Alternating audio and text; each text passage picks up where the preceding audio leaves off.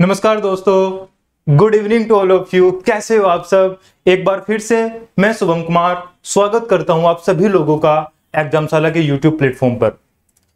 बहुत सारे बच्चों के मन में क्वेरी थी कि सर ये डोमिनियन स्टेटस और स्वराज ये सेम ही होते हैं या अलग अलग होते हैं? ऑस्ट्रेलिया आज भी ब्रिटिशर्स का डोमिनियन है या नहीं है? तो हम इन तमाम मुद्दों पर आज की क्लास में डिस्कस करने वाले हैं। जुड़े रहिए एग्जामशाला के साथ। अगर मैं इंडिया की बात करूं तो हमें पता है कि हम अंग्रेजों के गुलाम रहे हैं और लंबे टाइम तक हम अंग्रेजों के गुलाम रहे। 1947 में हमें आज़ादी मिली, लेकिन क्या हमें जो आज़ादी मिली है, हमें जो इंडिपेंडेंस मिली है, वो सिर्फ 2 या 3 इंसिडेंट का परिणाम थी? 2-3 आंदोलन हुए और हम आज़ाद हो गए? ऐसा नहीं है। हमें जो आज़ादी मिली है वो एक लंबी प्रक्रिया का परिणाम थी। 1885 में कांग्रेस के गठन से लेकर 1885 में कांग्रेस के गठन से लेकर और 1947 तक का जो टाइम पीरियड है ना, इसको मैंने 3 फेज में डिवाइड किया। फेज फर्स्ट, फेज सेकंड और फेज थर्ड।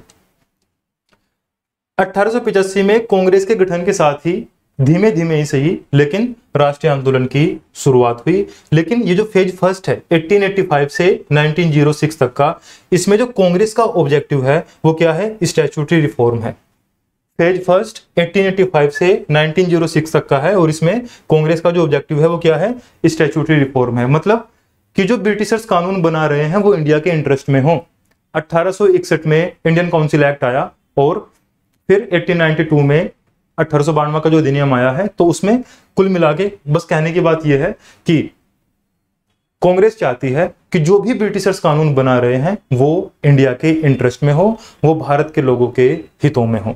लेकिन जैसे ही 1906 में कांग्रेस का सेशन कलकत्ता में होता है तो कांग्रेस एक प्रस्ताव पारित करती है, स्वराज को अपना मुख्य लक्ष्य घोषित करती है। 1906 के कलकत्ता अधिवेशन में कांग्रेस स्वराज को अपना मुख्य लक्ष्य घोषित करती है और पहली बार कांग्रेस के किसी सेशन में स्वराज का जिक्र हुआ। तो इसलिए मैंने यहां पर लिखा 1906। लेकिन स्वराज नाम का जो वर्ड है ना, स्वराज नाम का जो शब्द है, ये एक्सट्रीमिस्ट के लिए कुछ और है और मॉडरेट्स के लिए कुछ और है। क्योंकि 1906 में स्वराज को हमने मुख्य लक्ष्य तो घोषित कर लिया, लेकिन हमने उसकी स्पष्ट व्याख्या नहीं की कि स्वराज है क्या। मॉडरेट्स के अकॉर्डिंग, एक्सट्रीमिस्ट के अकॉर्डिंग जो स्वराज है वो क्या है? सेल्फ रूल, स्वशासन, स्वयं का शासन, इसमें कोई दूसरे का इंटरफेयर नहीं होगा। लेकिन मॉडरेट्स ने जो स्वराज वर्ड है इसको थोड़ा सा चेंज कर दिया और उन्होंने कहा कि सेल्फ गवर्निंग ब्रिटिश कॉलोनी। मतलब हमारे जो इंटरनल मामले हैं, जैसे इलेक्शंस हुए, हमारी जो आंतरिक राजनीति है उसमें ब्रिटिशर्स को इंटरफेयर नहीं करेंगे, लेकिन जो सुप्रीम कमांडर होंगे वो ब्रिटिशर्स ही होंगे। आई बात समझ में? इसको थोड़ा सा हम डिटेल में जानने की कोशिश करते हैं। 1906 में जैसे ही दादा भाई नौरोजी की अध्यक्षता में, ये जो फोटो देख रहे हो ना, ये दादा भाई नौरोजी है। इनको the grand old man of India भी कहा जाता है। क्या कहा जाता है? The grand old man of India.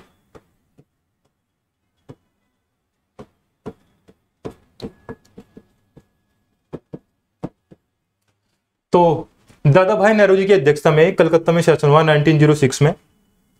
और जब भी शासन कलकत्ता में होता है तो कांग्रेस स्वराज को अपना मुख्य लक्ष्य घोषित करती है। लेकिन स्वराज शब्द का जो मतलब है वो एक्सट्रीमिस्ट के अकॉर्डिंग वो क्या है? सेल्फ रूल, स्वयं का शासन, एक्सट्रीमिस्ट के अकॉर्डिंग। लेकिन मॉडरेट्स के अकॉर्डिंग जो स्वराज है वो क्या है? Self governing British colonies.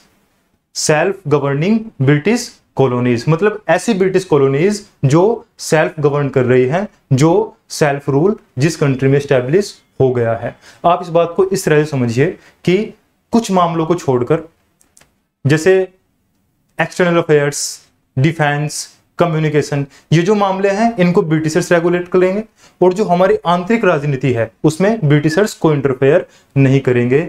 ये मतलब हुआ किसका? सेल्फ गवर्निंग ब्रिटिश कॉलोनीज का। और यही प्रस्ताव जो है वो 1906 के कलकत्ता अधिवेशन में पारित हुआ। तो समझ में आया? स्वराज का इसमें बहुत स्पष्ट व्याख्या नहीं की गई।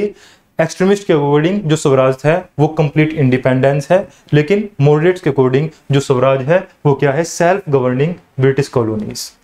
और इसी को ही डोमिनियन कहा गया। इसी को ही क्या कहा गया? डोमिनियन। ब्रिटिशर्स की लैंग्वेज में डोमिनियन का भी यही मतलब होता है। आप पढ़ो, Dominion means semi-independent colonies under the British Crown. This means the British Crown would control the Department of Defense, Department of Foreign Affairs, and Department of Communication. The Crown would not control internal politics and election. जो British crown होगा वो internal politics में, वो आपकी आंतरिक राजनीति में कोई इंटरफेयर नहीं करेगा, लेकिन कुछ मामलों को वही रेगुलेट करेगा।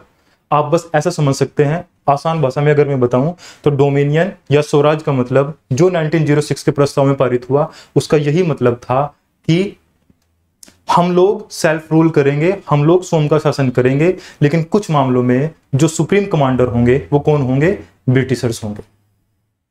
वो कौन होंगे? ब्रिटिशर्स होंगे। ऑस्ट्रेलिया के एग्जाम्पल से इस बात को और अच्छे से समझा जा सकता है।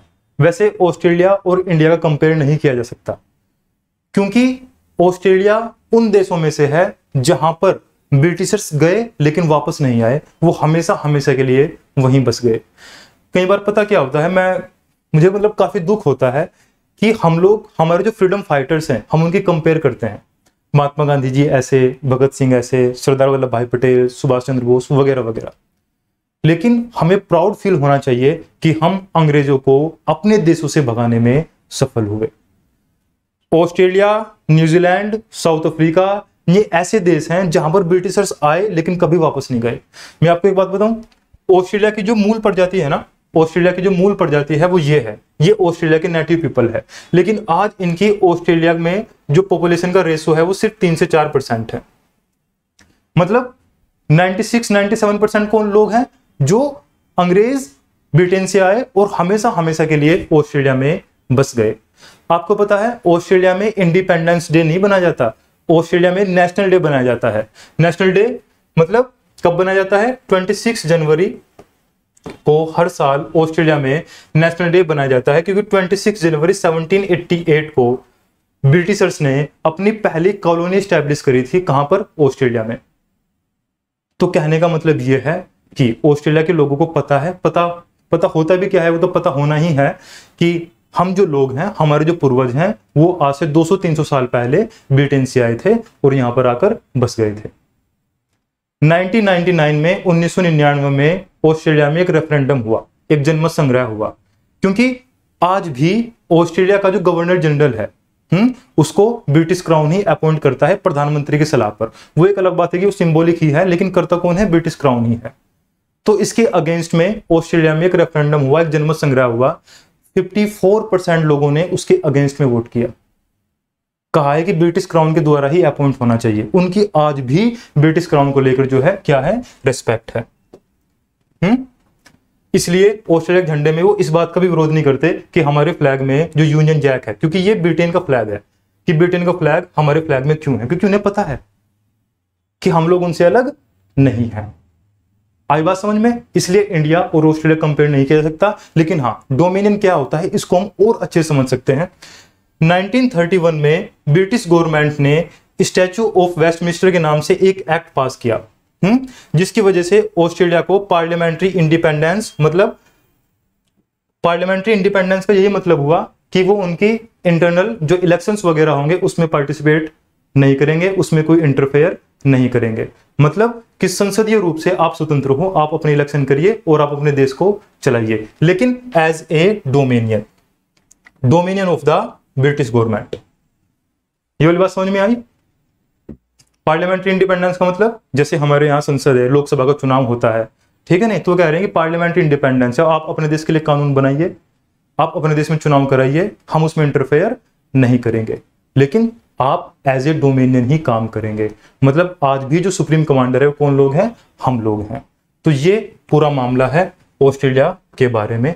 और अभी भी ऑस्ट्रेलिया रिपब्लिक नहीं है, अभी भी ऑस्ट्रेलिया रिपब्लिक नहीं है, क्योंकि उनका जो हेड ऑफ द स्टेट है उसको अपॉइंट करती है कौन? ब्रिटिश क्राउन, ऑस्ट्रेलिया के प्राइम मिनिस्टर की सलाह पर। डन? तो मुझे लगता है कि आपकी समझ में आया होगा कि डोमिनियन स्टेटस या स्वराज क्या होता है। अगर मैं थोड़ा सा और इस बारे में डिस्कस करूं ना, तो आप साउथ अफ्रीका को देखिए।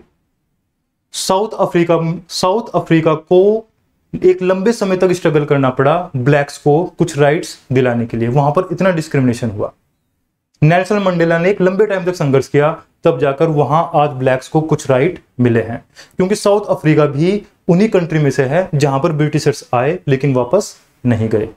मुझे लगता है कि ये जो पॉइंट है उसको आप बहुत अच्छे से समझ गए होंगे। Thank you so much. एग्जामशाला का जो यूट्यूब चैनल है उसको सब्सक्राइब करिए, इस तरह की वीडियो आपको मिलती रहेंगी। और वीडियो को प्यार दीजिए, ये जो चैनल है इसको सब्सक्राइब करें, वीडियो को लाइक और शेयर करें। अगर आपको थोड़ी सी पसंद आई हो लाइक जरूर करें। Thank you so much. फिर मिलते हैं इसी तरह किसी वीडियो में। एग्जामशाला से जुड़े रहिए। Thank you so much.